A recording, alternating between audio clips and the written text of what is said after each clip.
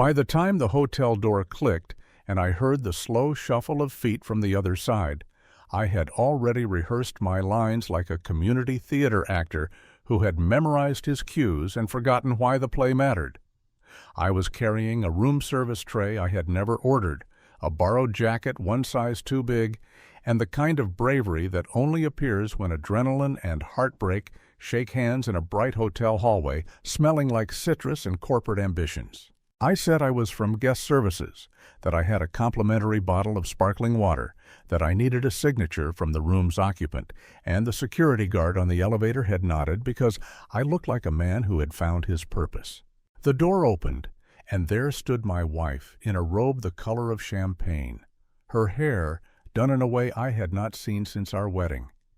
And behind her on the dresser a lanyard from a so-called company party that had somehow required a hotel key and a lie that clung to the air like strong perfume.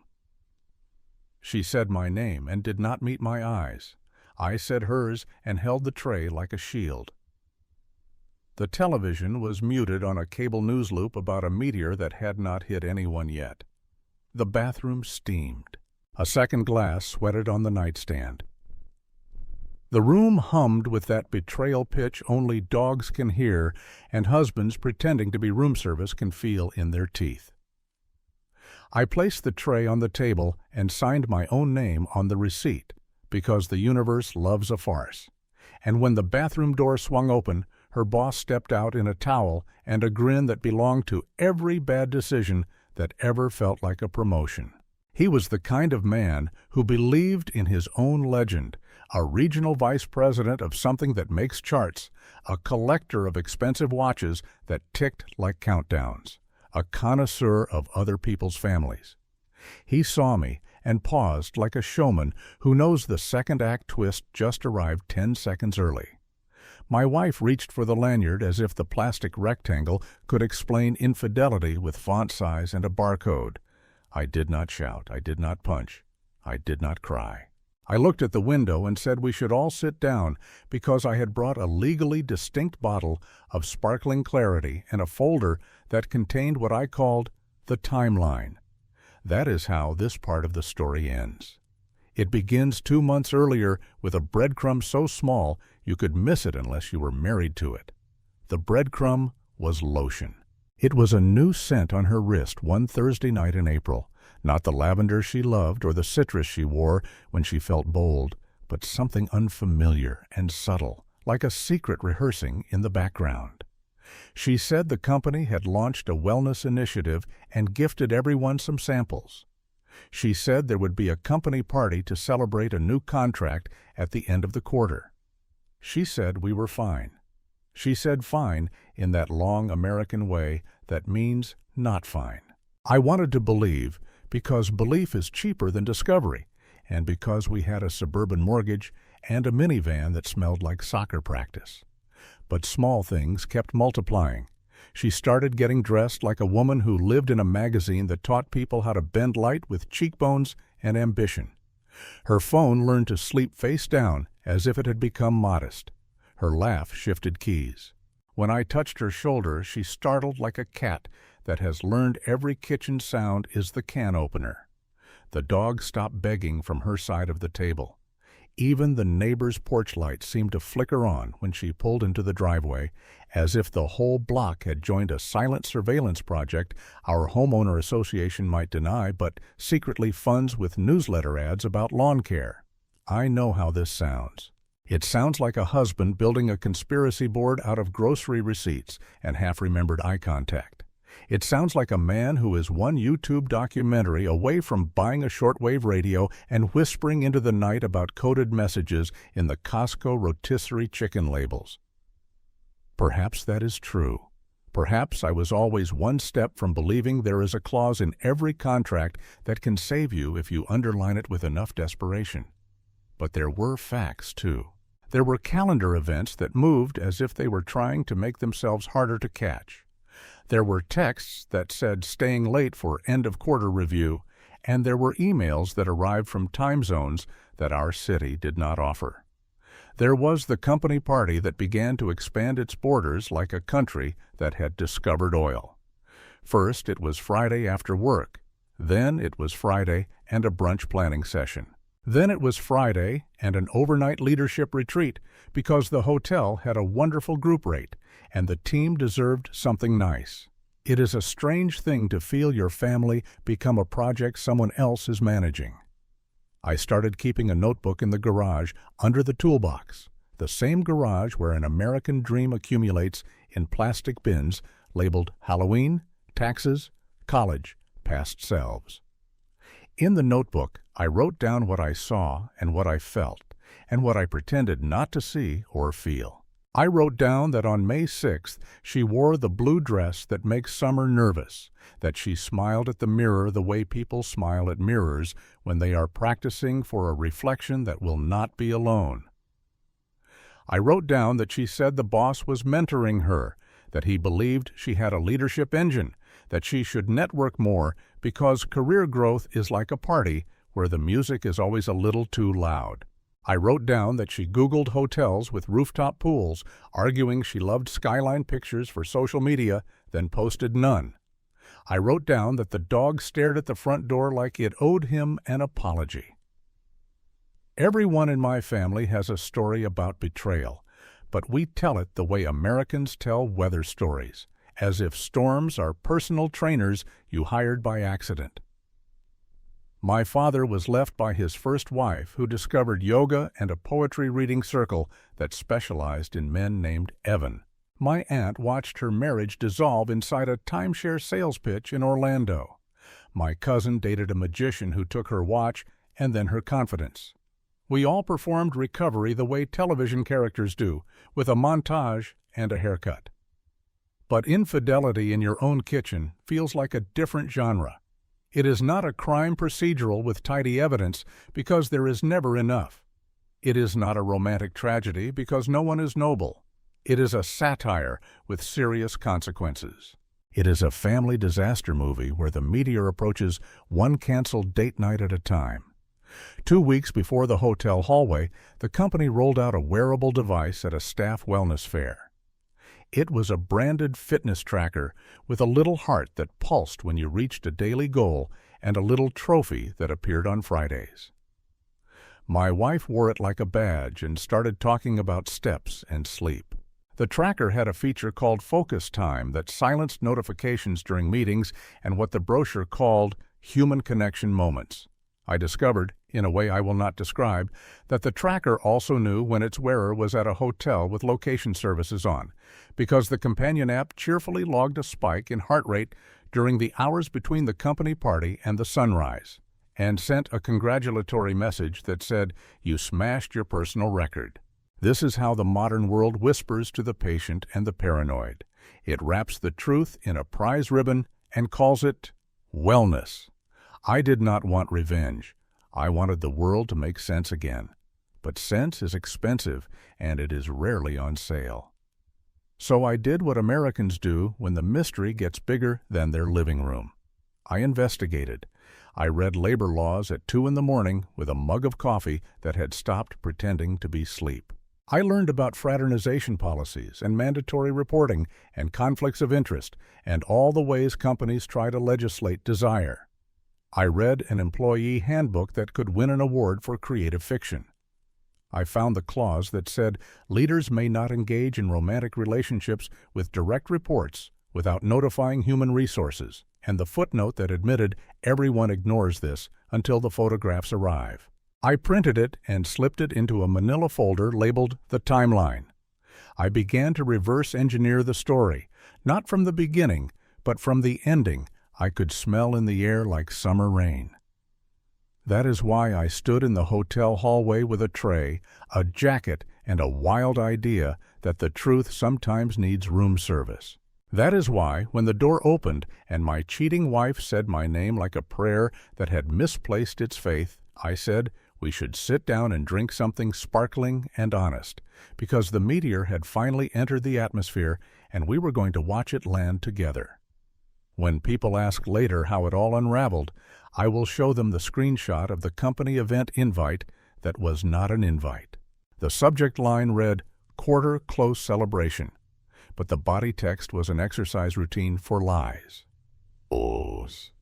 It listed a schedule with networking hour, executive remarks, and team awards. It included a dress code named Cocktail Confidence. It featured a closing note that said, "Rooms available for leadership debriefs if needed." I will tell them that the phrase leadership debriefs is corporate dialect for the kind of damage you cannot itemize. I will show them the picture my neighbor sent me of my wife and the boss getting out of a rideshare 2 blocks from the supposed party venue, walking toward a hotel with a reputation for scented lobbies and discreet elevators. I will call this picture Exhibit A, and I will smile in a way that is both parody and protection, because if I do not laugh, I will speak, and if I speak, I will say a kind of truth that burns bridges and breakfasts. But before the exhibits and the carefully stapled timeline, there was the night I tried to talk myself out of what I knew. It was a Wednesday, and the house made that empty sound it makes when the dishwasher is the loudest conversation. I stood in the pantry and practiced speeches to cereal boxes. I said, "I love you, and I want you to choose our family." I said, "I know and I forgive you, and let us start again." I said, "If you do not stop this, then I will call Human Resources, your mother, and that one friend of yours who is both loyal and allergic to hypocrisy." Every speech fell apart at the same line. I know. It is a heavy phrase. I know. It suggests a surveillance state and a broken heart sharing a locker at the gym. It suggests I have become a man who reads your calendar with the curiosity of a crime novelist. So I did what cowards and strategists do. I waited for a better stage. The stage presented itself at her mother's birthday dinner the following Saturday. We gathered at a chain steakhouse that believes sports television is a personality trait. The table was long and loud. Her mother wore a paper crown our daughter had made in kindergarten and insisted on ordering dessert first because life is short. My wife smiled so brightly you could light a parking lot. The boss did not attend, obviously, because even in satire there are rules. But he existed in the negative space, the same way the villain exists in a superhero film during the first act, felt but unseen, moving the plot with the quiet arrogance of someone who thinks gravity is a suggestion. When the server brought the check, my wife excused herself for a call from the office. My daughter asked if work ever sleeps. I said sometimes work misses its bedtime and makes bad choices. My wife returned with a breathless apology and a reservation she pretended was a random thought. She said the company party had been rescheduled to Friday at the downtown hotel because the original venue had a pipe burst, and do not worry, she would be home by midnight. The entire table nodded because lies put on a tuxedo in public and everyone applauds. I am not a detective. I am a middle manager at a logistics firm that can move a pallet of hope from one coast to another in 48 hours. But I know how to track things. I know how to trace a shipment when it vanishes between scanners. I know how to read timestamps and signatures and the gaps where stories try to hide. I used those skills. I made a spreadsheet with tabs named Communications, Locations, and Inconsistencies. I printed it because paper feels more serious when the universe goes absurd. I put the papers in a folder, and the folder in the jacket, and the jacket in the back seat like a sleeping passenger waiting to be woken at the right exit. When Friday arrived, I told myself I would only drive by the hotel, that I would not become the person who waits in parking garages listening to talk radio as if opinions can anchor a drifting soul. The first rule of denial is that it works best when you do not test it. The hotel had the kind of lobby that believes in mirrors, orchids, and a curated playlist that sounds like money brushing its teeth. The staff smiled with the efficiency of people who know secrets for a living. I asked if there was a company party for my wife's employer. The concierge smiled in a way that suggested both yes and law school. I wandered toward the elevators and watched the screens that announce events. There was a tech symposium, a wedding rehearsal dinner, a conference about leadership that had managed to trademark the word ignite, and there was a private event on the rooftop with initials I recognized as the internal nickname for my wife's team. I stood there long enough to become furniture. Then an employee, I later learned was named Victor, asked if I needed anything. I said I needed to deliver a tray to a room. He said what room? I said the one that smells like trouble. He laughed because hospitality workers develop a sixth sense for people negotiating with reality. He handed me a tray because this country believes any man with a tray belongs somewhere. I got on the elevator and pressed the wrong floor first to see if fate would correct me. It did not.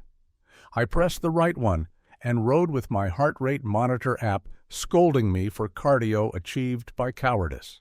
At this point, a certain kind of listener will ask whether I considered the possibility that nothing was happening, that I had become an unreliable narrator in my own marriage, that the phrase cheating wife belonged only to the genre of internet titles and not to the room I was about to enter. I considered it. I wanted it. I prayed to the God of plausible explanations. But the towel on the boss and the robe on my wife and the way the room smelled like a decision already made did not leave much room for nuance. I asked them both to sit because I had learned that in American arguments, the person who sits first owns the rhythm. I poured the sparkling water into 3 cups like a parody of a peace treaty, and set the folder on the table with the gravitas of a man who has watched too many legal dramas and still believes paper can outrun desire. I said I would speak, and then they would speak, and then we would decide whether to call human resources or a marriage counselor or both. And that while I believed in forgiveness, I also believed in consequences, and that our family deserved the dignity of a true story told all the way through. Here is the part that belongs to another genre entirely. My wife did not deny it. She did not claim it was a misunderstanding or a networking experiment or an executive mentorship that had strayed into cardio. She said she had felt invisible in our house, that the dog loved me more, that the kids came to me for help with math and to her for permission slips, that the slow erosion of us had created a canyon where compliments used to live. She said the boss made her feel like a headline instead of a footnote. She said she was ashamed and excited and confused, that the thrill had felt like youth wearing a new coat, that the guilt had followed her like a shadow at high noon. This is not an excuse. This is a confession that belongs to millions of kitchens. It is a story as American as fast food, quick, cheap, and guaranteed to leave you hungry afterward. The boss spoke next because men like him cannot allow silence to finish a thought without adding their logo. He said he cared about her career. He said he had ended his last relationship months ago. He said they had discussed disclosure to human resources and would have done it after the quarter close because they did not want to distract the team. He said he was a man of integrity right before adjusting the towel in a way that suggested otherwise. I opened the folder and slid a printout of the policy across the table and under his cup like a coaster that burns. I said, "Here is the rule." I said, "Here are the timestamps." I said, "Here are the rideshare receipts that my neighbor photographed with the same enthusiasm she reserves for backyard hawks." I said, "Here is the Watch app report that believes love is a workout." I said, "Here is our family, and here is your promotion, and here is the intersection where they collided." I do not know whether it was the paper or the quiet, but something shifted. My wife began to cry, the way a person cries when the truth finally gets a seat at the table. The boss stopped talking like a motivational speaker and started looking like a man who had misread the fine print on his legend. I said, "This is what will happen. You, sir, will email Human Resources tonight, not tomorrow, and you will include what happened and when. You will recuse yourself from any decision involving my wife's career. You will copy me and the head of compliance because I enjoy carbon copies now. You will not retaliate against any employee who reported or will report what they witnessed at the so-called company party, because I have already spoken to 2 who are ready to testify if your memory fails. And you, my wife, will choose whether you want to fight for this family because I will fight, but I will not shadowbox your boredom. If you choose us, there will be counseling and radical honesty, and a season where trust is a plant that needs sunlight and water, and no one gets to close the blinds. If you choose him, there will be lawyers and a custody plan and a new budget, and I will survive because America trains its citizens to start over and call it reinvention. I expected a monologue in reply, or a dramatic exit, or an argument that would wake the neighboring rooms. Instead, the universe, that old comedian, delivered a knock at the door. "Room service," someone said, and I laughed so loudly I frightened my own resolve. The tray on the table glinted. The policy printout fluttered in the air conditioning. My wife wiped her face with the sleeve of a robe that did not belong to us. The boss folded his arms in a way that suggested he had practiced for this, perhaps in front of a mirror that never argued back. I opened the door and found no one there, only a hallway that stretched like a choice. I do not know who ordered the future, but it had arrived.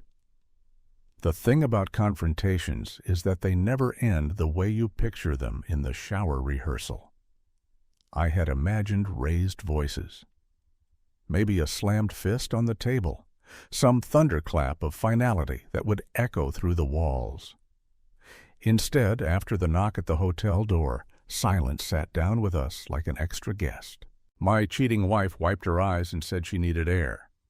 The boss, towel now replaced with slacks and a polo that screamed midlife crisis, muttered something about a quarterly target, as though betrayal and infidelity could be measured like revenue. We went home separately. She took a rideshare. I drove my car through the streets of our American suburb, past lawns lit up like daytime, because our neighbors believed in exterior lighting as much as they believed in gossip. I sat in the driveway for 10 minutes, listening to late-night radio hosts discuss government conspiracies and alien abductions, and I thought, maybe I am in my own conspiracy. Maybe the company party was just a cover for a larger secret society where bosses recruit wives into pyramid schemes of desire, and the husbands are supposed to nod along like extras in a dystopian commercial. Inside the house, our kids were asleep, sprawled out with the innocence that only childhood can manufacture. I watched them breathe, and I felt the crushing reality of family drama, the way a single betrayal can ricochet through generations. I poured myself whiskey I did not like and sat at the kitchen table staring at a half-finished puzzle, wondering if the missing pieces were in the hotel room. She came home at dawn, barefoot, carrying her heels like a cliché that had gone out of style. She said, "We need to talk." I said, "We already did." And she said it was not about him, it was about us, the years of routine, the lack of spark. I laughed, not because it was funny, but because sometimes sarcasm is the only language left. I said, "So your solution to monotony was to turn our marriage into a corporate soap opera?" Her defense was half confession, half parody. She said the boss made her feel alive, that she was addicted to the thrill, that infidelity was not just about lust, but about power. She claimed she had felt invisible in the family, that her career was her way of saying she mattered. I could have raged, but instead I felt absurdly like a judge on a reality show listening to a contestant explain why their soufflé collapsed. Then came the twist. She said the boss had promised her a promotion if she kept things quiet, but if the truth came out, she would not only lose him, she would lose her job, her reputation, her standing. She begged me not to go to human resources. She begged me to protect the family by keeping her betrayal hidden. The request felt like satire. Protect the family by pretending the family had not already been gutted. That night I dreamed in conspiracy theory colors. I saw boardrooms where men in suits signed contracts with invisible ink that said wives are perks, families are collateral, and betrayal is standard operating procedure. I woke up drenched in sweat, laughing at the absurdity of my own imagination, but the laughter hurt because maybe it was not imagination at all. What followed was not a Hollywood ending, but something stranger, a mix of courtroom drama and absurdist comedy. I went to human resources, not with anger, but with paperwork, my precious folder labeled The Timeline. I laid out the exhibits like a prosecutor auditioning for a Netflix documentary. The HR manager blinked behind glasses that reflected the fluorescent ceiling, and she asked, "Are you sure you want to pursue this? It will get messy." I said, "Messy already lives in my house rent-free." The boss was investigated, his towel and robes escapade transformed into official language, violation of company fraternization policy, conflict of interest, breach of trust. My wife was suspended pending review. Gossip spread through the office like wildfire dressed in khakis. People whispered in break rooms about betrayal stories, about family revenge, about the cheating wife who had turned the company party into a scandal that even the shareholders might notice. At home, we became actors in a parody of domestic life. We still made breakfast for the kids, still folded laundry, still waved to the neighbors, but the silence was thick enough to cut with the butter knife. She tried to apologize, sometimes sincerely, sometimes with the desperation of someone clinging to a life raft. I tried to listen, sometimes with compassion, sometimes with the cold detachment of a man already packing boxes in his head. And then came the revenge I had not planned, but had been writing subconsciously. I leaked the story anonymously to a workplace blog, framing it as a cautionary tale about power, betrayal, and infidelity in corporate America. It went viral. Suddenly, our private disaster was public entertainment, dissected in comment sections, retweeted by strangers who loved family drama the way some people love football. The boss resigned under pressure. My wife resigned too, unable to face the humiliation. The company issued a bland statement about values and integrity. I filed for divorce not out of rage, but out of necessity. You cannot rebuild a house when the foundation has been swapped for quicksand.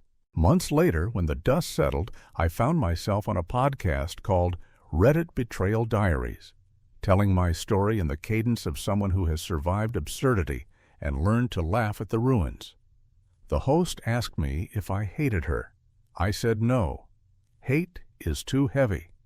She was a cheating wife, yes, but she was also a symptom of a culture that confuses ambition with intimacy, that rewards secrecy more than honesty, that sells infidelity like it is just another subscription service. In the end, my revenge was not loud. It was quiet survival. I kept the kids. I sold the house. I bought a smaller place where the dog finally stopped staring at the front door like it owed him an explanation. Some nights I still imagine the knock at the hotel room door, the tray in my hands, the absurd theater of betrayal unfolding before me. And I laugh, because in America, even family stories drenched in infidelity can become entertainment. And sometimes the only way to reclaim your dignity is to turn your heartbreak into a story other people cannot stop watching.